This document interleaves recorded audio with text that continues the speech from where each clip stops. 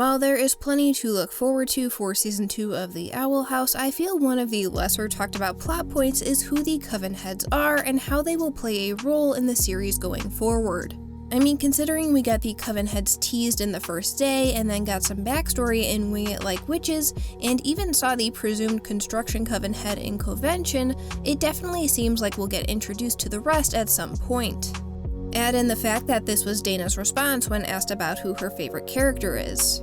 My favorite character, I'm gonna have to go with the character I have the most fun writing. You kinda met him, but you haven't seen his face. I love that other character too, and that other one, and oh, that one. You've seen all these characters in some way, but not really. But other than them, I really love Ida. Dana did answer in another question that she enjoyed writing for Mr. Blight. Amity's parents appear one way, but there's a little more to them than you guys think, and that could be either good or bad for our protagonists. I especially have fun writing Mr. Blight, he's interesting. So Mr. Blight is likely of being the favorite character in question, but with the response of, you've all seen these characters in some way, but not really, piqued my interest. The spy at the end of Young Blood Old Souls is also a possibility, but the Coven Heads also come to mind since we saw their banners in the first day. So let's take a look at the Coven Heads and how they could fit into the show going forward. Like I mentioned previously, we've seen the presumed head of the Construction Coven in Convention. The resemblance between the banner and the character we see is pretty spot on, but let's take a closer look at the other Coven Heads. We'll start with the Oracle Coven, who by the way gives me major Kamaji vibes from Spirited Away. This individual appears to be male with a bald head, no ears, and large eyes. Initially, I thought these may be glasses, but as we'll see with the Bard Coven head who does have glasses, there is no bridge. And this does make sense thematically with the Oracle track. Perhaps this individual has special eyes considering the track involves seeing the future. This Coven head also has a mustache, which appears to also be an additional set of arms. The arms in front seem to be holding a crystal ball of some sort, perhaps similar to the one that we saw used in the first day, and the arms above are holding an 8-pointed star. Interestingly, the hands on the arms above at the very least only have 4 fingers. Throughout the show, most humanoid characters have 5. I mean, if you already have arms for a mustache, then I guess it's not an odd thing to only have 4 fingers, but it's still an interesting thing to note. Next, we have the Healing Coven head. This individual is a bit more ambiguous when it comes to their gender. Their face is obscured by a mask of some kind, and it's unclear if they have eyes or ears. But their head seems to be shaped like a giant macaroni noodle. Above their head is a blue sphere, though this may just be a decorative background for the banner. Their hands are interesting though, as they seem to be wrapped in blue ribbons. This is likely where the Healing Coven got its symbol. Next up we have the Bard Coven, and this coven is one where we have yet to see magic from. I'm looking at you, Disney TVA social media. I remember this image that you posted and then took down. Why didn't we see this image of Scar at all in Season 1, huh? But in all honesty, this may have just been a scene that was cut due to time for the first day, especially since to the left of the image we see an outline in the wall, likely a door to the secret room of shortcuts. But the Bard Coven appears to be male with horns, pointed ears, a mustache, and clawed hands. He appears to be playing an organ with a set of pulleys of some kind. Compared to the other Coven heads, the Bard's doesn't have as strange of a design, but considering we haven't seen any Bard magic yet, I am hoping to see some from this individual, or at the very least Skara, or perhaps even our mystery Bard girl. Next we have the Beastkeeping Coven. We haven't seen much from beastkeeping outside of Viney and Puddles, as well as the student here who has a unicorn, but the Coven head appears to be smaller than your average witchling or humanoid. They either have a pointed hat or spiked hair, and behind them what appears to be a cape. They also are standing atop a sounder of pig creatures, so there you go, you just learned the word for a group of pigs. The individual appears to be fairly strong as they are able to lift the pig creature above them. Similar to the Healing Coven, the Beastkeeping Coven likely got its symbol from the Coven head directly. I am also curious to see more of what beastkeeping magic can do since we've seen so little of it. Next, the Plant Coven. This head has long vines or leaves for hair with a bud in the center on top. The rest of their body is obscured by grass. Similar to the other Coven heads, their gender is also ambiguous from the banner. Though with this being the Plant Coven, I could see this character taking on a Mother Nature archetype, so I could see them being female. They also seem to be gentler or friendlier than the other Coven Heads as they have a small smile on their face.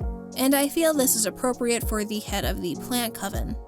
And I would also like to see Willow interact with this individual at some point. We've already seen the Construction Coven head, so we'll move on to the Illusion Coven. We seem to have two Coven Heads here as twins. Though this is the Illusion Coven, so this may be an illusion, but I doubt it. Both appear to be male, but the twin on the left seems to be fairly happy, flashing a big smile. In contrast, the twin on the right appears to be upset, frowning, and brows furrowed. There also appears to be some sort of symbolism with their contrast as well, with a moon being shown in the top left corner of the background, and in the bottom right corner, the rays of a sun. I'm very interested to see if the twins do in fact have contrasting personalities, because I think that would be a fun and interesting dynamic. And then also consider that these two could cross paths with another set of twins who study illusion, Edric and Emera. And similar to some of the other covens, both twins seem to be holding a mirror, likely being the inspiration for the Illusion Coven symbol. Next we have the Potions Coven. Like the Healing Coven head, their face is obscured by a mask with the addition of wearing a top hat. They also don't appear to have ears and have a strand of hair over their mask. They're pouring a vial into a beaker, causing the potion to produce smoke and obscure their shoulder and neck area. Since Ida and Lilith were both in the Potions track at Hexside, I'm curious if they know anything about the Potion Coven head, especially Lilith, since she was the head of the Emperor's Coven. Lastly, the Abomination Coven head. This individual appears to be male with poofy hair shaved on the sides with a goatee and the usual witchling ears. They seem to be wearing a robe with pointed shoulders and are glancing up with a devilish look at an abomination face in the background. I've seen some people saying this could be Alador Blight, and while Alador was likely in the Abomination track at Hexside from the flashback we see, I don't see much of a resemblance for this to be Alador. Still, with Alador being a part of the Abomination track and Amity currently being in the track, I'm wondering how this Coven head will come into play in the show. So we've taken a closer look at all the Coven heads individually, but how will they all play a role in the show? We know from the history lesson in Wing It Like Witches that Emperor Belos invented the Coven system over 50 years ago, assigning a head to each one. Considering Belos himself appointed each head, they are likely individuals who Belos trusts, or those he feels won't oppose him. During the history lesson, the teacher also mentions a council. These heads are likely a part of that council. Though Belos is the ruler, he likely has a council to help him maintain order and power by upholding the Coven system. So with a group of Coven heads forming a council, what plot threads could be explored? One possibility is that all the Coven heads will be antagonists to our heroes. They do seem to be aligned with Belos since he appointed them himself, so they could assist him in achieving his goals, which at the moment seems to be preparing for the Day of Unity. On the other hand, we could have the opposite of them being antagonists and actually helping Luce and the others. This may not happen right away, but as the series continues, we might see the Council's opinions shift and turn against Belos. Some of the council members may be easier to sway than others, but I think it would be interesting to see those who are aligned with Belos flip sides, similar to Lilith.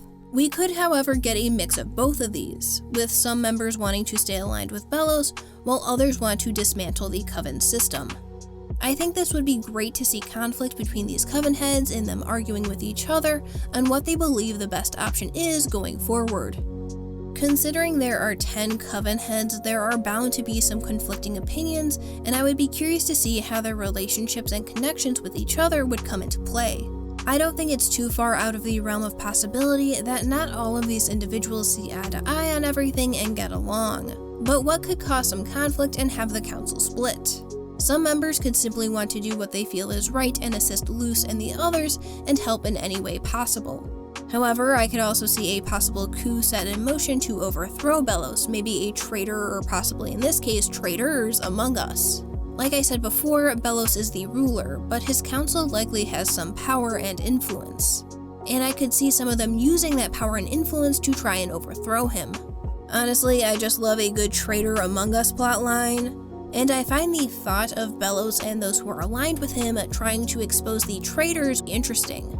And I would almost like to see Belos go down a Book 3 Azula route from Avatar: The Last Airbender, where he just slowly goes crazy. While we've only recently been introduced to Belos, I feel like we'll see a more humanized side of him. Voice actor Matthew Rhys even saying he feels that Belos is misunderstood rather than completely evil. And I feel with the possibility of him losing control of those he appointed himself, and also Luce, Ida, and Lilith posing their own threat, I could see him becoming more paranoid with the idea of people trying to overthrow him.